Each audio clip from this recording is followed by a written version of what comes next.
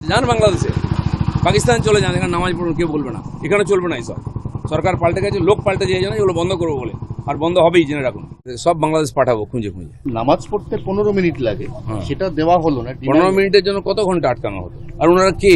হরিদাস পাল, তাদের জন্য রাস্তা আটকানো হবে? দম বন্ধ হয়ে যাচ্ছে। যান বাংলাদেশে, পাকিস্তান চলে যান, এখানে নামাজ পড়ুন, কেউ বলবে না, এখানে চলবে না। এইসব সংখ্যালঘু নেতৃত্বের একটা বড় অংশ অভিযোগ করছে যে রাস্তা আটকানো হবে এই দোহাই দিয়ে রেড রোডে এবার ঈদের নামাজ পড়তে দেওয়া হলো না, অথচ মাননীয় প্রধানমন্ত্রী নরেন্দ্র মোদী 45 মিনিট আগামী রবিবার রেড রোডেই যোগা করবেন, তার জন্য 8টা রাস্তা বন্ধ। ওরা বলছে এটা দ্বিচারিতার রাজনীতি চলছে। প্রাইম মিনিস্টার এলে তো সব রাস্তাই বন্ধ হয়, খালি রেড রোড কেন?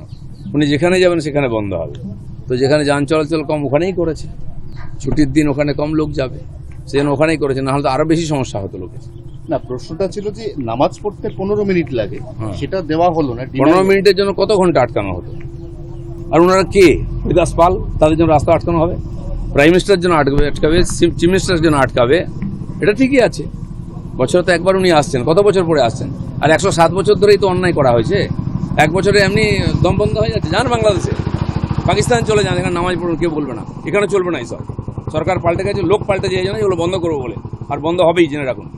দাদা, জাহাঙ্গীর খানের মতো লোকের জন্য সংখ্যালঘু মহিলারা রাস্তায় নেমেছে তাকে নিঃশর্ত মুক্তির দাবিতে। যে রাস্তায় নামবে, আন্দোলন করবে, সেও তার সঙ্গে ভেতরে যাবে, এটা যেন মনে রাখেন। যে চোরেদের সঙ্গে থাকবে, ডাকাতদের সঙ্গে হবে, তাদেরকে চোর ডাকাত হিসাবে ট্রিটমেন্ট করা হবে। সে যেন হামদর্দি দেখাবেন না। যখন ওখানকার হিন্দুরা দিনের পর অত্যাচারিত হচ্ছে, যখন ভোট দিতে পারছিলেন না, এখনো 5 বছর দোকান বন্ধ আছে আমাদের ছেলেদের, সোনা দানার দোকান খুলতে পারেনি, তখন এরা কোথায় ছিল? এদেরকে এখানে থাকার অধিকার নেই, সব বাংলাদেশ পাঠাবো খুঁজে খুঁজে।